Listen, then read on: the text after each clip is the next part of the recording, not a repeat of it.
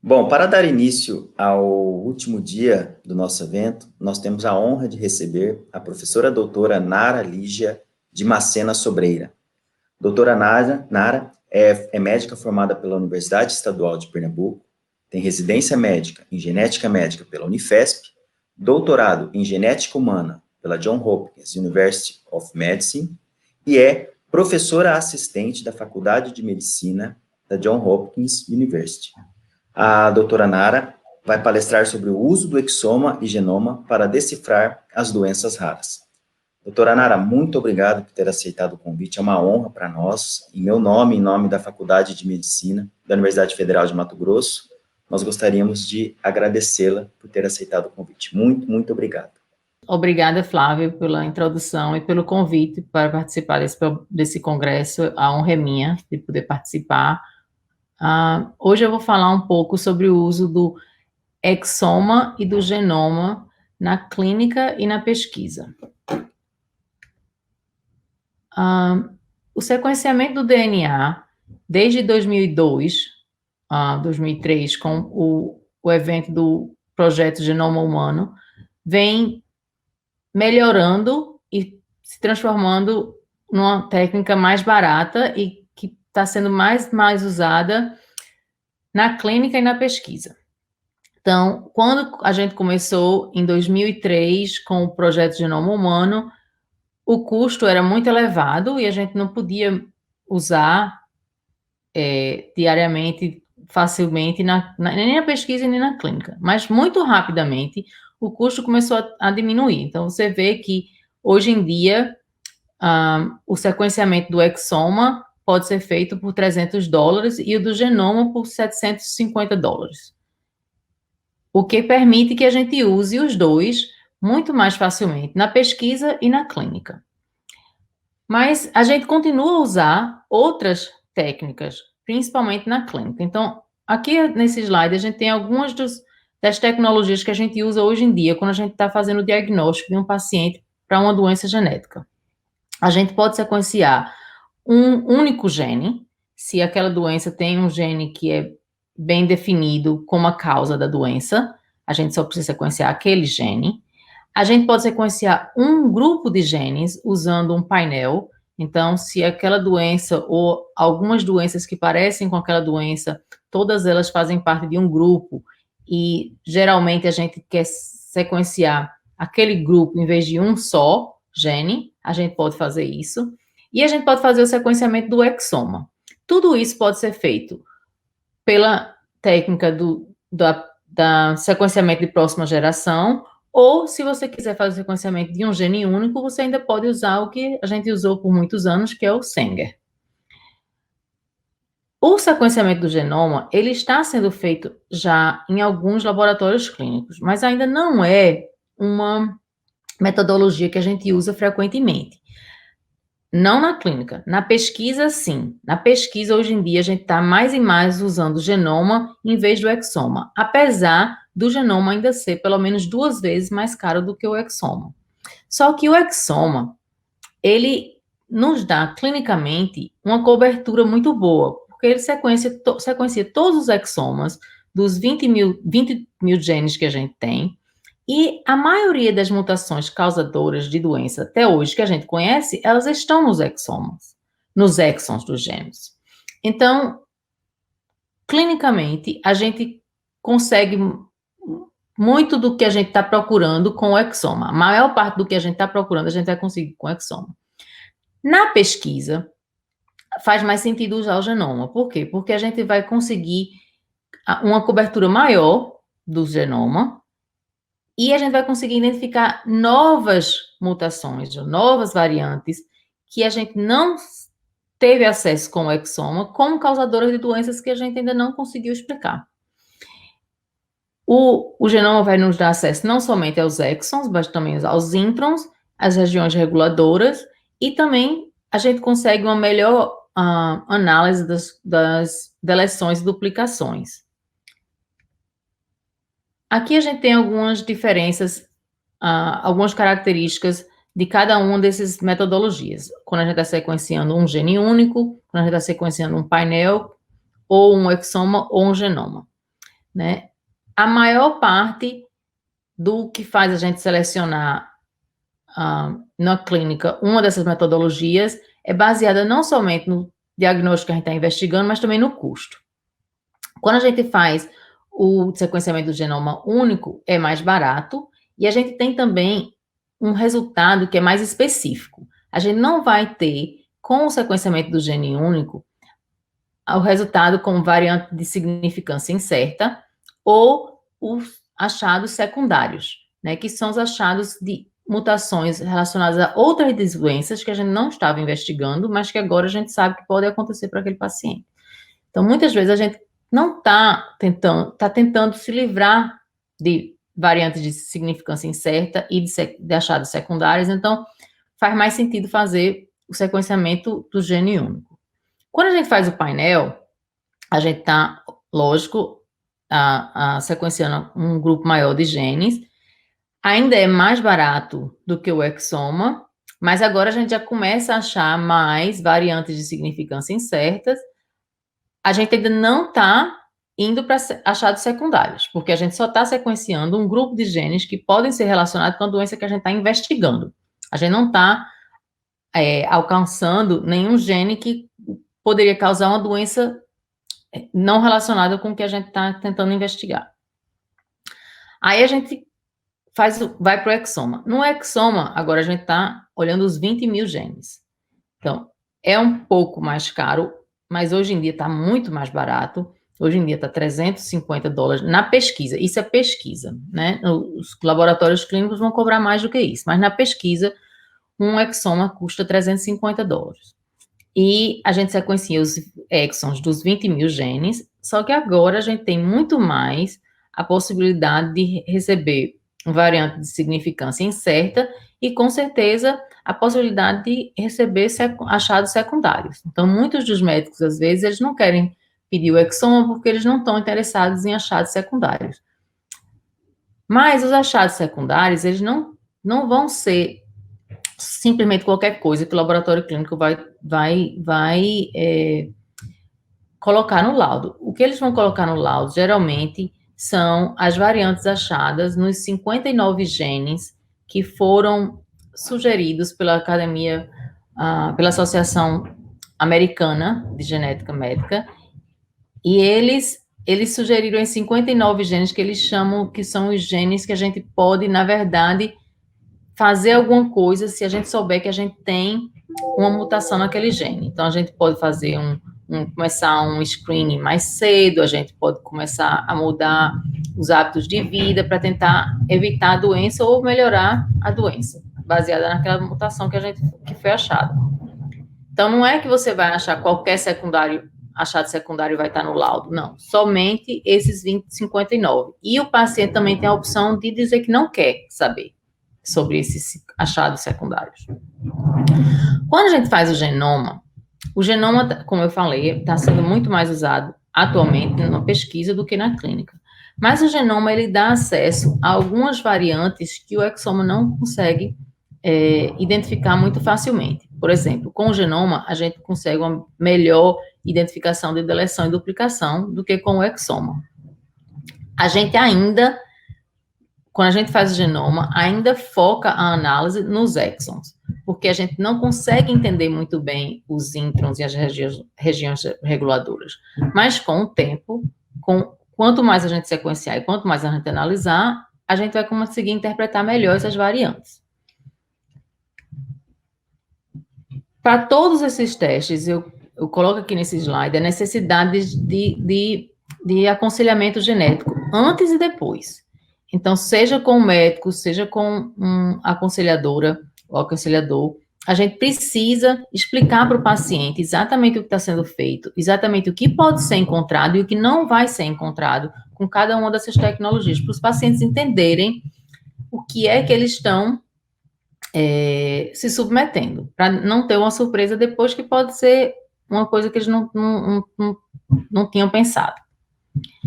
Então, quando a gente está escolhendo o exoma versus o genoma, algumas das coisas que a gente tem em mente são o preparo da amostra para fazer o exoma. quando a gente está fazendo o exoma, a gente captura os exons do genoma inteiro. A gente vai lá e a gente tira somente os exons para sequenciar somente os exons. Então, esse processo é um dos motivos pelos quais a identificação de deleção e duplicação pelo exoma não é tão fácil. Mas também é exatamente porque, um dos motivos porque é mais barato. E também porque a interpretação é mais fácil, porque a gente só está analisando as regiões codificadoras. Como eu falei, a gente está tentando capturar os exons do genoma, a gente não captura tudo. Então, a gente diz que a gente está sequenciando os exomas, mas, na verdade, a gente não está sequenciando o exoma inteiro de cada paciente, porque esse processo de captura ele tem algumas falhas e nem todos os exons são capturados. Então, a gente tem uma cobertura de 80% a 90% dos exons, mas ainda mais ou menos 10% dos exons a gente não está sequenciando quando a gente sequencia o exoma. Então, é muito importante quando a gente está investigando um paciente e a gente acha que a gente pode ser um gene X ou um gene Y, saber se aquele exoma realmente cobriu ou sequenciou bem aquele gene, porque pode ser que algum dos exons naquele gene, ou até o gene inteiro, não tenham sido sequenciados. E como eu falei várias vezes até agora, o exoma não é o melhor teste para a gente analisar deleções e duplicações maiores do que 50 pares de base. Então, essas deleções, duplicações maiores de 100 KB, 200 ou 300 KB, elas não são identificadas facilmente pelos exomas. Já o genoma não tem esse processo de captura. Você simplesmente pega o DNA do paciente e sequencia.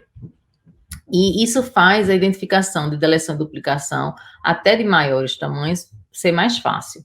A gente está capturando, a gente está sequenciando tudo. O exon, os introns, as regiões reguladoras. Então, a gente pode olhar na região codificadora e também na região não codificadora. Por que mais caro? Porque é muito mais sequenciamento. Né? Quando a gente sequencia o exon, a gente está sequenciando mais ou menos 2% do genoma. Para sequenciar o genoma inteiro, a gente está sequenciando 98 vezes, né? Então, o custo é maior. Quando eu fiz esse slide, eu botei de 3 a 4 vezes mais, mas como o preço está mudando muito rápido, na verdade, eu já podia ter mudado agora para mais ou menos 2 para 3 vezes mais caro. É muito mais difícil de analisar, porque, como eu falei, a gente está sequenciando muito mais, e também porque a gente não entende as variantes que estão na região não codificadora muito bem ainda. A gente está começando a entender melhor. Eu botei aqui nesse slide que a gente não tem tantos sequenciamento de referência. Uma das maneiras que a gente analisa o exoma e também o genoma é comparando o exoma do paciente, ou as variantes que a gente acha no exoma do paciente ou no genoma do paciente, com os bancos de dados de controle. Então, existem bancos de dados de controle onde você vai e tem informação de exomas e genomas de... hoje em dia, o maior que a gente tem, que chama o NOMED, ele tem 150 mil pacientes, os exomas e genomas, e de genoma, eu acho que eles têm agora 75 mil genomas, mas ainda tem muito mais exoma, tem 125 mil exomas. Então, na verdade, hoje em dia já está ficando mais fácil da gente dizer se uma variante na região não codificadora é rara ou não. Porque quando a gente sabe que ela é rara, então é mais provável dela ser causadora de uma doença. E antigamente, sem ter esses bancos de dados para as regiões não codificadoras, ficava muito difícil da gente interpretar. Hoje em dia está melhorando. Então, quando eu vou escolher exoma ou genoma na área de pesquisa, é diferente de quando eu estou fazendo na área de clínica. Na área de pesquisa, quando a gente faz o exoma, na verdade, quando a gente vai fazer o exoma e a gente está fazendo o exoma na área clínica ou na área de pesquisa, é diferente. Quando a gente faz o exoma na área de pesquisa, a gente pode ou não pode ter o diagnóstico clínico do paciente, mas a gente geralmente não sabe qual é o gene que causa aquela doença. Então, ou eu nem sei o que o paciente tem, ou eu sei o nome da doença do paciente, mas a gente não sabe qual é o gene que causa aquela doença. Na área de pesquisa, geralmente, quando eu vou sequenciar um paciente, eu não sequencio o paciente, eu sequencio a família. Então, eu geralmente sequencio o paciente e os pais, ou o paciente, os pais e os irmãos, uma combinação de familiares que vão poder me informar sobre as variantes que eu acho naquele paciente. É aquela variante específica daquele paciente ou é uma variante que tá segregando na família e não está causando nenhum problema nos outros membros da família? Eu vou olhar os 20 mil genes, porque como é pesquisa, eu estou tentando identificar qualquer gene que seja novo também, não só os que a gente já sabe. E tudo que eu faço na pesquisa precisa ser validado, porque a gente acha um candidato, mas a gente acha um candidato. Eu tenho que provar que aquele candidato é realmente responsável pelaquela doença que eu estou investigando. Então, isso com isso eu preciso fazer a validação daquela variante que foi encontrada, eu preciso checar a segregação da variante nos outros membros familiares, eu preciso fazer esse teste de função para confirmar que aquela variante causa aquele fenômeno. Quando eu estou fazendo na clínica, é muito mais simples. Na clínica, geralmente, eu não sei o diagnóstico do paciente, eu não sei o que é que o paciente tem, ou eu sei, mas pode ser vários genes, ou eu tenho várias possibilidades com vários genes possíveis. Eu sequencio o paciente e aqui nos Estados Unidos, na maioria das vezes, a gente sequencia o paciente e os pais, pelo menos, porque a análise fica muito mais fácil. Eu estou procurando as variantes, as mutações que o paciente tem, mas que os pais não têm se os pacientes não forem afetados. Ou que os pais têm, mas os pais têm heterozigose e o paciente tem homozigose ou como um composto heterozigoto. Quando eu estou fazendo a análise dos exomas clinicamente, eu só estou olhando, eu estou sequenciando os 20 mil genes, mas eu só estou analisando mais ou menos 4.500 genes, que são os genes que a gente sabe até hoje que são associados com alguma doença. Então, eu não estou fazendo a análise dos 20 mil clinicamente, estou analisando mais ou menos 4.500. Então, fica muito mais fácil a análise clínica.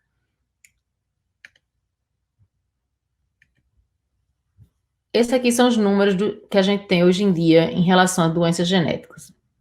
Então, eu não sei se vocês conhecem o OMIM, mas o OMIM é um catálogo de doenças genéticas e dos genes que causam essas doenças. É disponível online, vocês podem ir lá e dar uma investigada no que eles têm lá.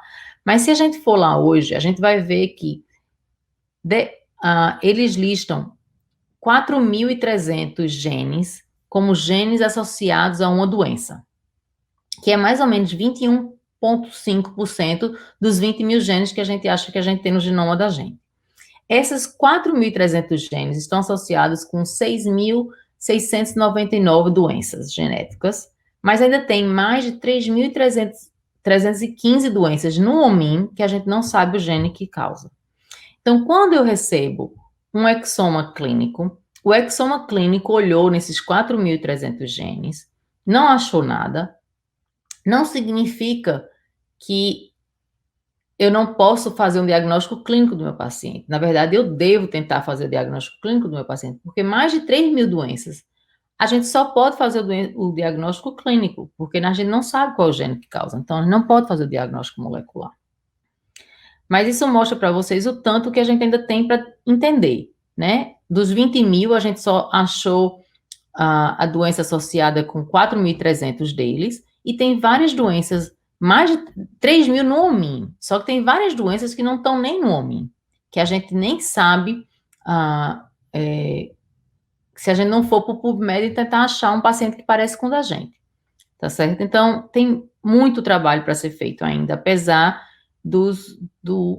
da gente ter descoberto muito nos últimos 10 anos, ainda tem muito mais para a gente descobrir. Isso aqui é para dar uma ideia do que tem sido descoberto nos últimos 10 anos. Então, esse gráfico aqui, ele mostra o número de doenças e o número de genes que tem sido acrescentado ao homem por ano desde 87 até 2015. Então, está 5 anos atrás, mas você tem uma ideia de que o número de genes associados com doenças. E o número de doenças que a gente consegue explicar com um gene tem aumentado, sempre aumentado nos últimos anos. E nos últimos 8 anos é mais ou menos quando a gente começou a usar o exomas. 8 para 10 anos. Nos últimos 8 anos, a gente vê que o número de genes que causam doença no homem subiram de 2.500 para 4.300. Então, tudo isso graças ao uso principalmente do exoma. Genoma na pesquisa só está começando a ser usado mais agora, nos últimos 2 anos, mais nesse último ano. Então, tudo isso graças ao exoma, a gente tem descoberto vários genes associados com doenças. Parte desse trabalho vem desse projeto financiado pelo NIH e que eu participo como um dos centros. Então, o Centers for Mendelian Genomics foi criado pelo NIH para identificar o máximo de genes possível associado com doenças genéticas raras. E tem 4 centros que participam desse projeto. Um é o do Broad, o outro é o de University of Washington, o outro é o University of Yale, e o Baylor Hopkins é um centro junto. E a gente tem trabalhado junto nesses últimos 8 anos para identificar o máximo de genes possível associado com doenças genéticas. Parte desse projeto, a gente criou um banco de dados chamado PhenoDB, que já foi o código para esse banco de dados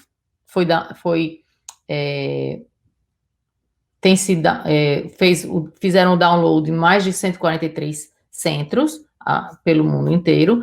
O banco de dados da gente tem 8.952 famílias. Essas famílias, elas representam mais de 700 fenótipos que são explicados no OMIM, e tem mais de 1.500 pacientes nesse banco de dados que a gente não sabe a doença que eles têm.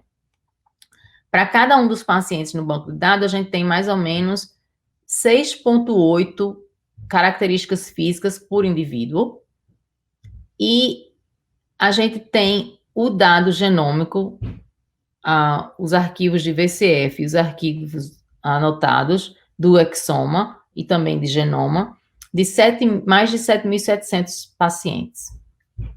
Pacientes não, porque também tem pessoas das famílias que não são afetadas, então, indivíduos. A gente tem, participando desse projeto com a gente, mais de 1.828 colaboradores de 65 países.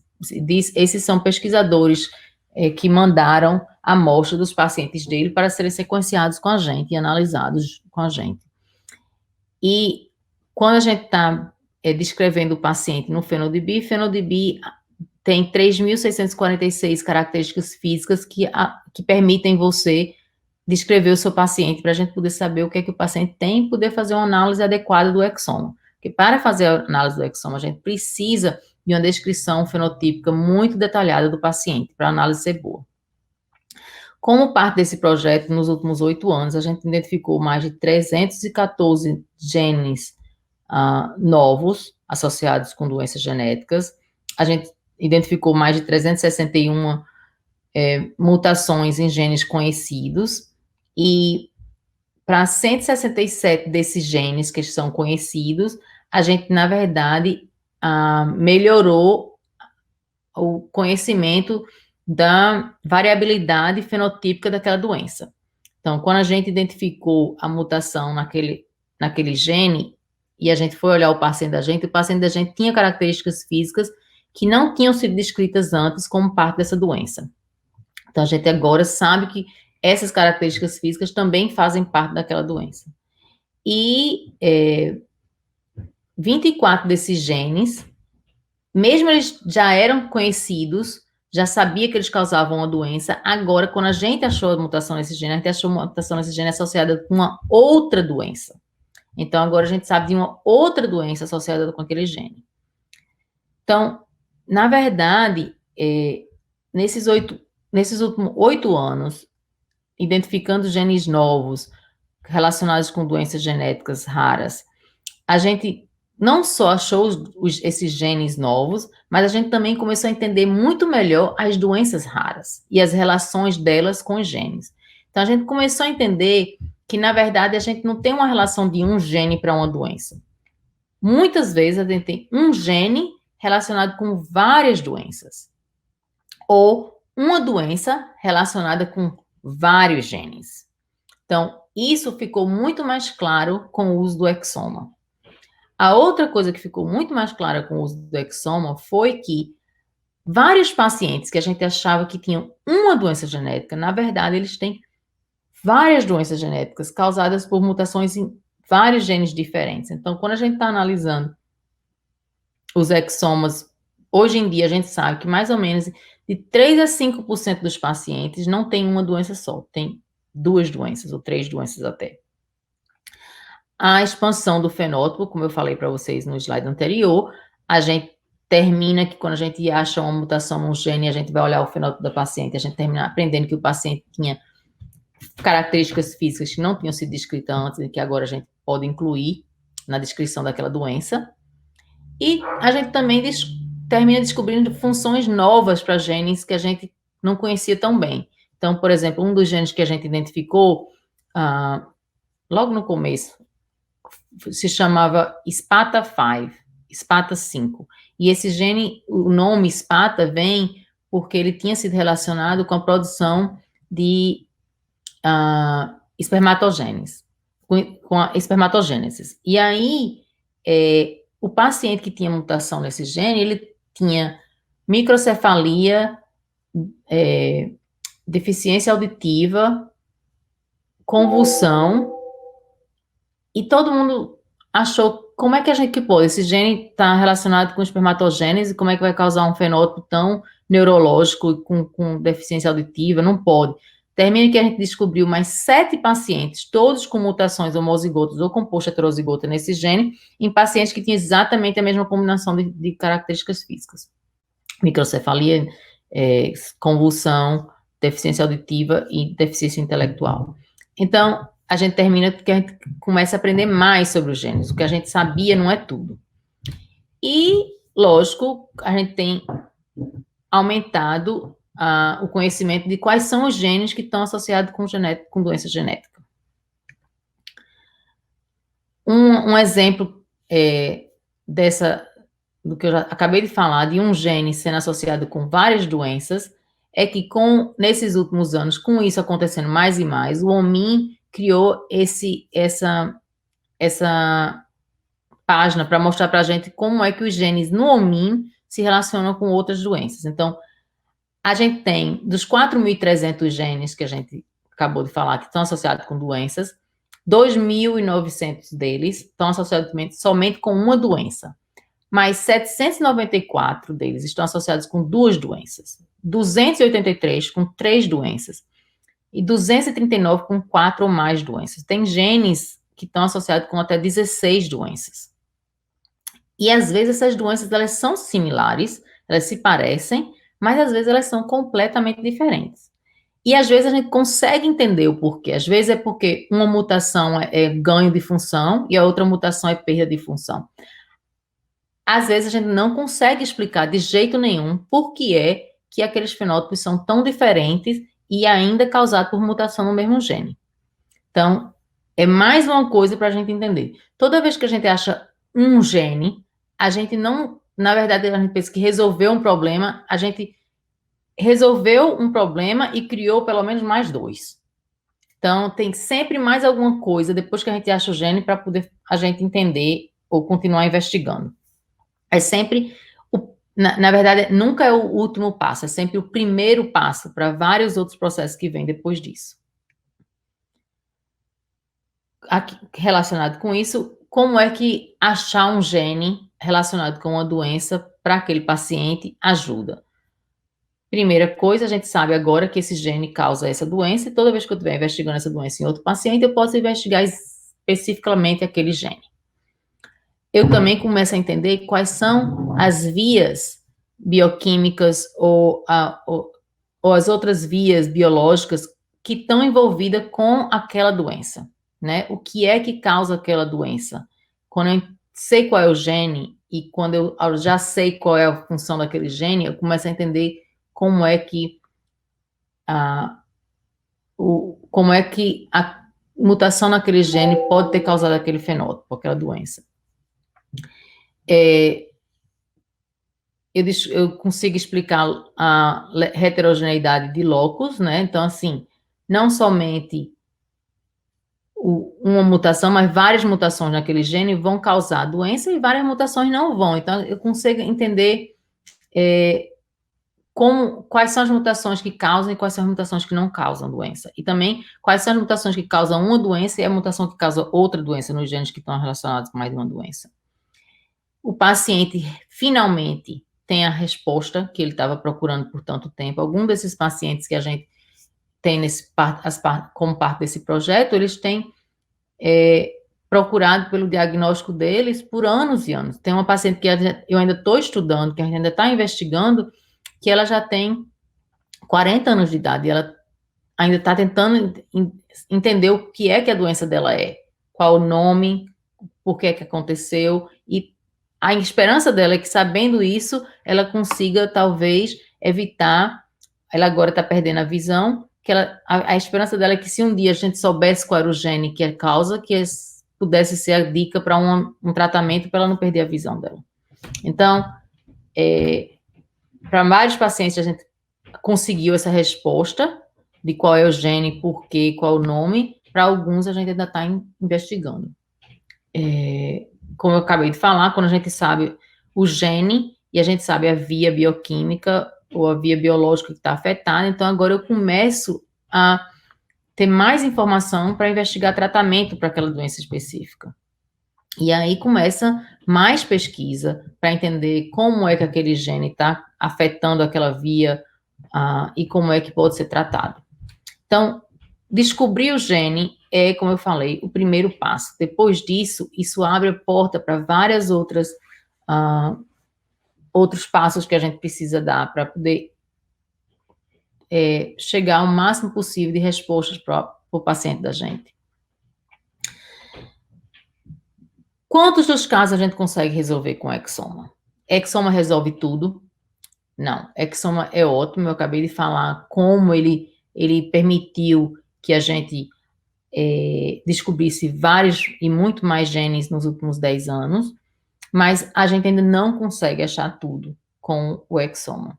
Então, esse é um paper de 2014 que foi feito baseado na experiência do laboratório clínico de Baylor, com 2.000 amostras. E eles analisaram essas 2.000 amostras com exoma, e aí eles analisaram o que é que eles tinham conseguido resolver e o que é que eles não tinham conseguido resolver com o exoma. A maioria desses pacientes eram pacientes pediátricos, e eles fizeram o diagnóstico molecular em 25% dos casos. E em 58% desses casos que foram resolvidos, as variantes nunca tinham sido descritas antes. 25% é o geral que eles conseguiram resolver. Mas se a gente for pelo modo de herança, aí você vê que varia. Quando eles estavam investigando as doenças autossômicas dominantes, eles conseguiram resolver 53% dos casos. As doenças autossômicas recessivas, 34%. As ligadas ao X, 12%. E as mitocondriais, 0,2%. E para todos esses casos que eles resolveram, em 2014, que eles tinham resolvido até 2014, 30% deles, os genes tinham sido descobertos nos últimos 3 anos. Então, como eu falei, 10 anos atrás, em 2010, mais ou menos, quando a gente começou a usar o exoma, muitos mais genes começaram a ser identificados e melhorou a experiência clínica de dar o diagnóstico ao paciente. E como eu falei para vocês, alguns dos pacientes tinham não só uma doença, mas 2. No caso deles, eles acharam 4,6% de pacientes com 2 doenças. Um outro laboratório fez a mesma coisa, eles olharam os dados deles de 2013 a 2015, foi o nome do laboratório GeneDx, eles olharam 3.000, mais ou menos 3.000 pacientes, maioria deles também pacientes pediátricos, e eles tiveram uma descoberta de 28%, quase 29%, eles conseguiram resolver, mas que variou também, dependendo do grupo de doença que eles estavam analisando. Se esse grupo era doença neurológica, doença relacionada com o olho, doença relacionada com cardiovascular. Então, dependendo do grupo de doença, essa descoberta dele variou de 23% a 55%. E no caso deles, 3,3% dos pacientes tinham 2 ou 3 doenças. Então, aqui você vê, pela a indicação do teste, né? Problemas auditivos, de visão, de displasia esquelética, dependendo do que for o número de pacientes que eles conseguiram resolver. Então, o que eles conseguiram resolver, a maior parte dos pacientes veio do problema auditivo. 55% desses pacientes conseguiram ser resolvidos, mas se fosse câncer, somente 4% deles conseguiam ser resolvidos. Então, aqui você entende mais ou menos que não só o modo de herança afeta o número de casos que você consegue resolver, mas também a queixa do paciente, o tipo de doença que você está investigando também afeta o número de pacientes que você consegue resolver com o exoma. O nosso projeto, como eu falei para vocês, o Center for Mendelian Genomics, com os 4 grupos que trabalham nesse projeto, isso aqui é de um paper de 2015, dando um resumo do que a gente tinha conseguido achar até 2015, e esse aqui é um do paper de 2019, fazendo a mesma coisa, mostrando quantos genes a gente tinha descoberto. Então, você vê que a gente manteve uma curva sempre ascendente e que a gente descobre mais ou menos 263 genes novos por ano, com uma média de 1 gene novo para cada 28 exomas que a gente faz. E aqui você vê, a gente tem uma classificação que a gente chama Tier 1 e Tier 2, que é, Tier 1 a gente está certo que esse gene causa aquela doença, e Tier 2 a gente está quase certo, mas a gente ainda precisa de mais alguma evidência. Então, a gente tem o número de genes que a gente descobriu e o número de genes que são Tier 1 e Tier 2 para cada um das categorias. Então, aqui são os novos, aqui são os genes relacionados à expansão fenotípica, e aqui os genes que já se sabia que eram genes associados com a doença antes. Então, a gente tem, na pesquisa, a quantidade de pacientes que a gente conseguiu resolver foi de 31% a 40%. É um pouco maior do que na clínica, mas a gente também está, como eu mostrei para vocês antes, a gente faz um pouco diferente da clínica. A gente está olhando os 20 mil, a gente está sequenciando mais gente na família. Então, isso tudo permite que a gente tenha uma taxa de diagnóstico maior. Mas, vocês viram que nos laboratórios clínicos foi mais ou menos de 25 a 28, então 25 a 30. A gente, na pesquisa, ficou de 30 a 40, mas isso ainda deixa pelo menos 50% dos pacientes que a gente investiga com exoma sem diagnóstico. Por quê? Então, aqui estão algumas das razões, e algumas delas eu já falei para vocês. Algumas das razões, por exemplo, locus heterogeneity, a heterogeneidade de locus e a quantidade pequena de pacientes. Muitas vezes, quando a doença é causada por vários genes diferentes, eu vou precisar de muitos pacientes para encontrar um gene que esteja mutado em 3 ou mais pacientes. Só que, às vezes, eu só tenho 8 pacientes no mundo inteiro com aquela doença. Então, se tiver 3 genes causando aquela doença, eu vou ter o quê? Menos de 3 pacientes para cada um dos genes. Então, vai ser muito mais difícil de eu achar. A outra coisa é quando a gente não consegue reconhecer que as doenças são diferentes. Às vezes a gente bota vários pacientes num grupo, achando que todos eles têm a mesma doença, e eles não têm a mesma doença. Então, isso também dificulta a análise do exoma. Algumas doenças genéticas não são causadas por mutações germinativas, elas são causadas por mutações somáticas, e o exoma não é o melhor teste para identificar a mutação somática. A outra coisa, algumas doenças não são causadas por uma mutação de ponto, elas são causadas por mutações tipo deleção, duplicação, inversão, translocação, e essas não são variantes identificadas pelo exoma facilmente. As doenças causadas por repetição do trinucleotídeo também não são identificadas pelo exoma.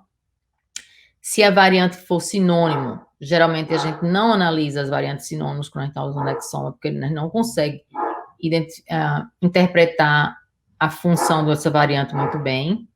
E, como eu falei para vocês, nem todos os exons são capturados. E, lógico, algumas doenças genéticas vão ser causadas por mutações que não são codificadoras. Então, tudo isso faz com que o exoma não seja o fim da linha. A gente ainda tem mais para fazer, a gente ainda tem mais para achar, e a gente precisa pensar outras maneiras de fazer isso. Então, uma outra maneira da gente fazer isso é pensar também nos outros modos de herança que podem estar sendo associados com aquela doença. A gente muitas vezes acha, na maioria das vezes a gente investiga uma doença pensando no modo de herança autossômico dominante, autossômico recessivo, ligado ao X ou mitocondrial. Só que a gente tem que sempre ter em mente a análise de genes associados com imprinting, né? Então, às vezes, a análise vai ser diferente se eu estiver investigando uma doença causada por um gene que seja afetado por imprinting. A gente tem que ter em mente os genes que escapam à inativação do X na região pseudo-autossômica do cromossomo X. As doenças causadas por genes no cromossomo Y, as doenças causadas por um modo de herança oligogênico, que é o mesmo que poligênico, e a gente também tem que ter em mente a penetrância incompleta, né? Às vezes você acha um paciente com uma mutação e você acha que aquela mutação não é certa porque a mutação também está no pai ou na mãe, mas só que pode ser que aquela doença seja caracterizada por penetrância incompleta daquela mutação, daquele gene. Então, a gente tem que ter isso em mente. Tudo isso afeta como a gente analisa o exoma e os achados que a gente tem com o exoma. Então, até olhando o exoma de uma maneira diferente, pode ser que a gente consiga resolver mais do que 50% dos casos. Mas, se eu fiz tudo o que eu podia com o exoma, analisei ele de todo jeito, o que é que eu faço com os outros 50% que eu não resolvi? Como eu falei para vocês, nos últimos 2 anos, na pesquisa, a gente tem usado mais e mais o genoma. Só que o genoma, ele tem aumentado somente mais ou menos 7%, melhorado a resolução do exoma, comparado com o exoma, somente em 7%. Por quê? Como eu falei para vocês, a gente ainda foca nas regiões codificadoras, mesmo quando a gente faz o genoma. Então, a gente tem uma melhor cobertura dos exomas, a gente tem uma melhor identificação das deleções e duplicações, mas a gente ainda não está olhando nas regiões não codificadoras. Agora, eu acho que com o número de casos nos bancos de controle, a gente vai começar a melhorar essa interpretação, mas ainda não está tão boa. Então, a gente só consegue uma melhora de 7% quando a gente faz o genoma no topo do exoma. Uma coisa que está melhorando muito a interpretação do exoma e do genoma é o uso do RNA, do sequenciamento do RNA. Então, tem alguns exemplos que eu botei aqui para vocês de estudos que usaram o sequenciamento do RNA nas doenças neuromusculares, por exemplo, usando o sequenciamento do RNA de tecido muscular, eles conseguiram uma melhora de 35% no diagnóstico dos casos que eles tinham feito o exoma antes. Um outro estudo usou o sequenciamento do RNA no sangue e teve uma melhora no diagnóstico de 7,5%.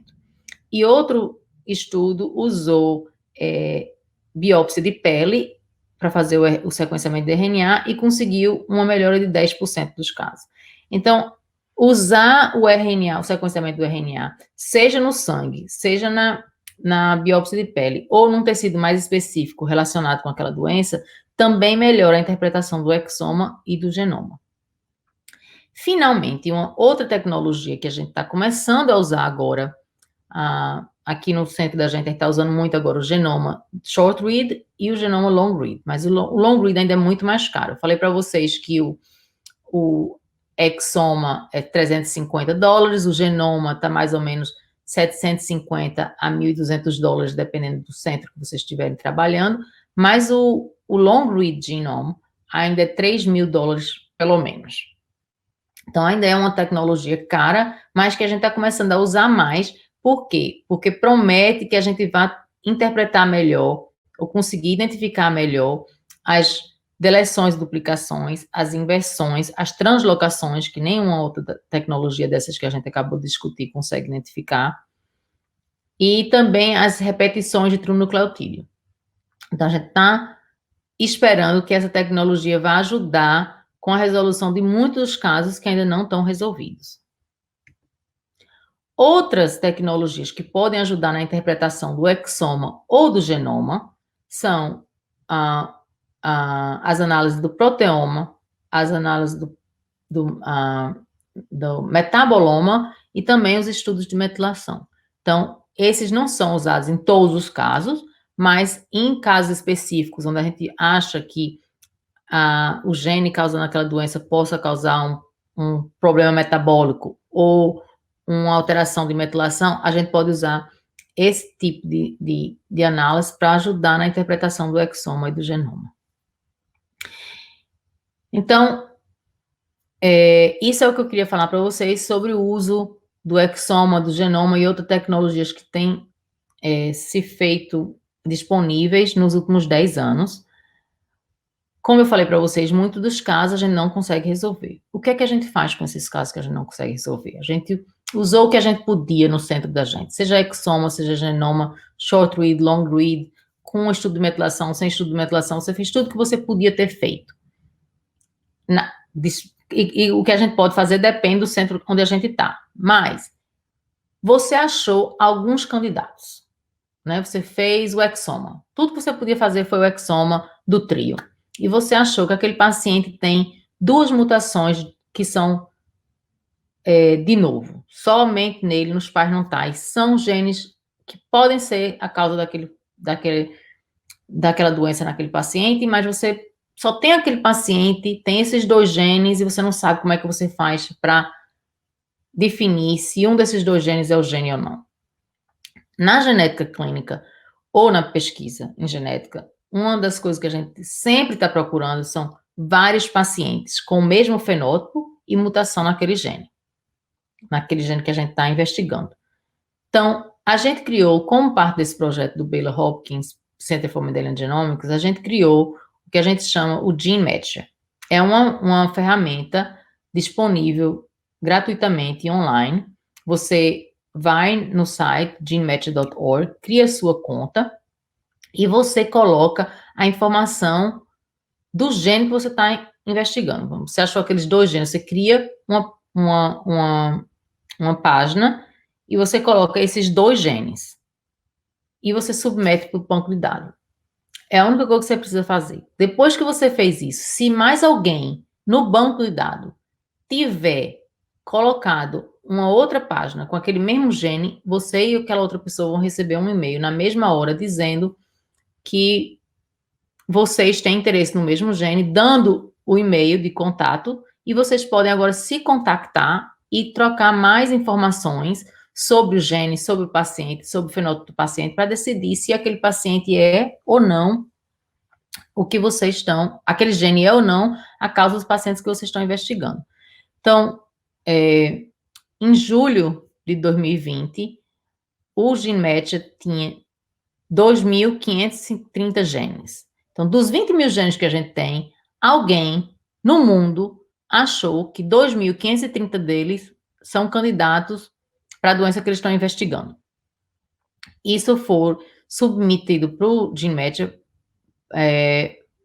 9.669 usuários de 90 países. Então, a gente tem no banco de dados 9.669 colaboradores de 90 países que foram lá, criaram uma conta e colocaram genes que estão interessados. Desses 12 mil genes, 7.363 deles, 59, já tiveram um match.